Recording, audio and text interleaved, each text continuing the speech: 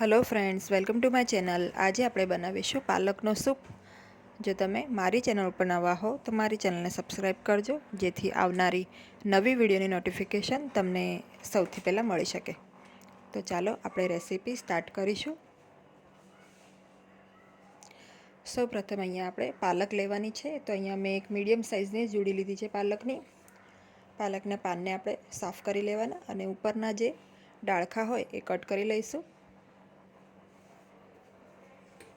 હવે આપણે પાલકને 2 થી 3 પાણીથી ચોખ્ખી ધોઈ લેવાની છે.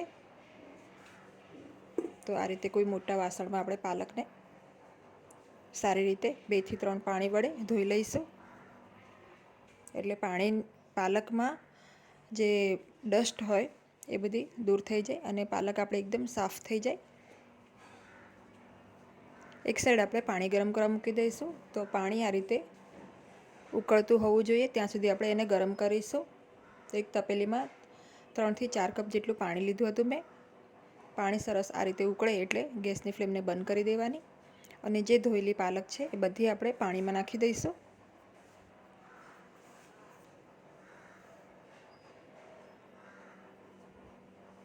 હવે આપણે આ પાલકને ચીપિયા વડે આ રીતે પાણીની અંદર પ્રેસ કરી દઈશું. પાલક બધી પાણીની અંદર ડૂબે એ રીતનું પાણી આપણે લેવાનું છે. ફક્ત 5 મિનિટ આપણે આ રીતે રાખીશું પાણીમાં. સાઈડમાં આપણે એક બરફવાળું પાણીનું બાઉલ રેડી રાખીશું. તો આ રીતે ઠંડા પાણીમાં જ્યારે આપણે પાલકને નાખીશું તો જે પાલકની કુકિંગ પ્રોસેસ છે એ સ્ટોપ થઈ જશે અને એનો કલર પણ જે છે એકદમ સરસ લીલોછમ જળવાઈ રહે છે. તો 5 મિનિટ થઈ ગઈ છે. અહીંયા બધી પાલકને હું કાઢી લઉં છું અને પાણી નિતારીને આ રીતે આપણે એને ઠંડા પાણીમાં એડ કરીશું.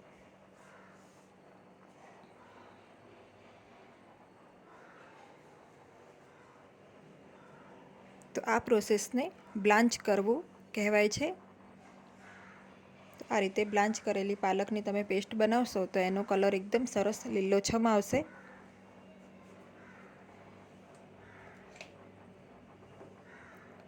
અને સૂપમાં પણ એનો કલર ખૂબ જ સારો લાગશે.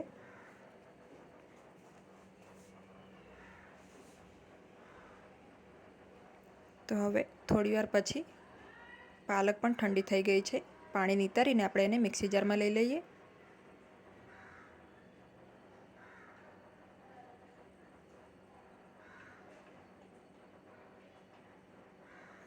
હવે આપણે આ પાલકને ક્રશ કરી લેવાનું છે, એટલે કે એની સરસ પેસ્ટ બનાવી લઈશું આપણે. તો મિક્સરને એક ધારે આપણે ચાલુ નથી રાખવાનું, બંધ ચાલુ કરીને આની આપણે પેસ્ટ બનાવી લઈશું.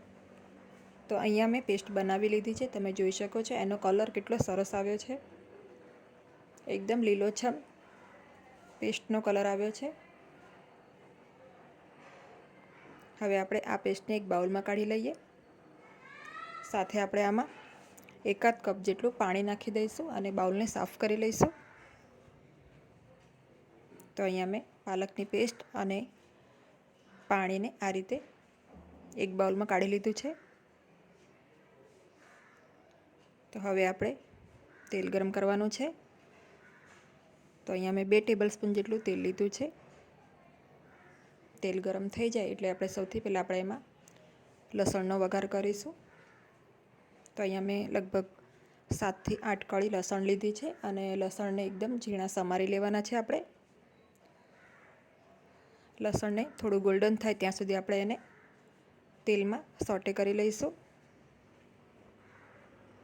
તો આ રીતે લસણ ગોલ્ડન બ્રાઉન થઈ ગયું છે. હવે આપણે એમાં એક નાની ચમચી ઘઉંનો લોટ એડ કરીશું.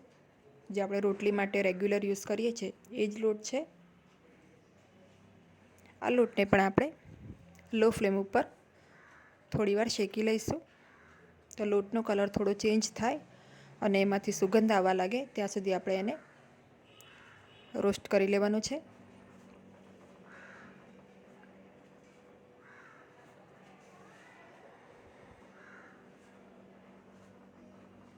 થોડી જ વારમાં આપણે લોટ શેકાઈ જાય છે અને એની સુગંધ પણ સરસ આવવા લાગે છે. તો હવે આપણો લોટ પણ શેકાઈ ગયો છે.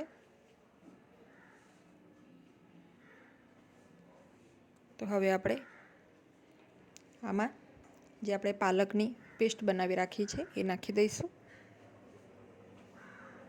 ગેસની ફ્લેમને હાલ આપણે લો જ રાખવાની છે. બધું સરસ મિક્સ કરી લઈશું. આ સૂપ ખૂબ જ હેલ્ધી છે અને પાલકના ગુણો તો આપણે બધા જાણીએ જ છીએ. આ સૂપમાં એકદમ ઓછા મસાલાનો યુઝ થાય છે. એકદમ બેઝિક પાલકનો સૂપ છે આ. સ્વાદ પ્રમાણે મીઠું એડ કરી દઈશું.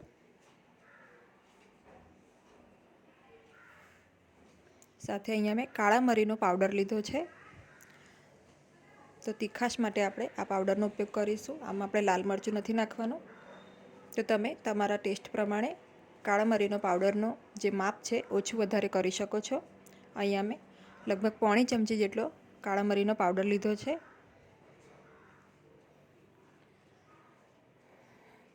હવે આપણે સૂપને પાતળું કરવા માટે થોડું પાણી એડ કરી દઈશું. તો લગભગ ટોટલ અહીંયા મેં 2 થી 2.5 કપ જેટલું પાણી એડ કર્યું છે. હવે સૂપ જેમ જેમ ઉકળશે થોડું ઘટ્ટ થશે અને સૂપની કન્સિસ્ટન્સી આપણે સેટ કરી લેવાની. સૂપ જનરલી થોડું પાતળું જ હોય છે. એ રીતે આપણે ધ્યાનમાં રાખીને પાણી એડ કરવાનું. હવે આ સૂપને આપણે મીડિયમ ફ્લેમ ઉપર પહેલાં 10 મિનિટ ઉકળવા દઈશું. તો અહીંયા 10 મિનિટ બાદ તમે જોઈ શકો છો સરસ બોઇલ આવી ગયું છે. હવે આપણે ગેસની ફ્લેમને લો કરી દઈશું અને 5 થી 7 મિનિટ હજી આને ઉકળવા દઈશું.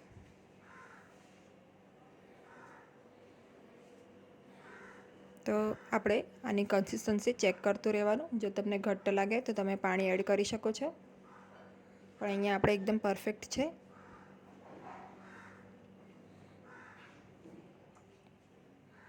તો 5 મિનિટ બાદ આપણો સૂપ રેડી થઈ ગયો છે. ગેસની ફ્લેમને બંધ કરી દઈશું અને ગરમા ગરમ આપણે સૂપ સર્વ કરીશું. તો આ વિન્ટરમાં આ સૂપ ચોક્કસ ટ્રાય કરજો.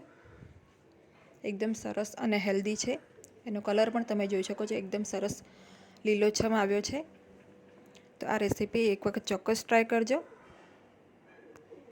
અને જો તમને આજની મારી આ રેસીપી ગમી હોય તો વિડીયોને લાઇક અને શેર કરજો અને મારી ચેનલને સબસ્ક્રાઈબ કરજો. Thanks for watching.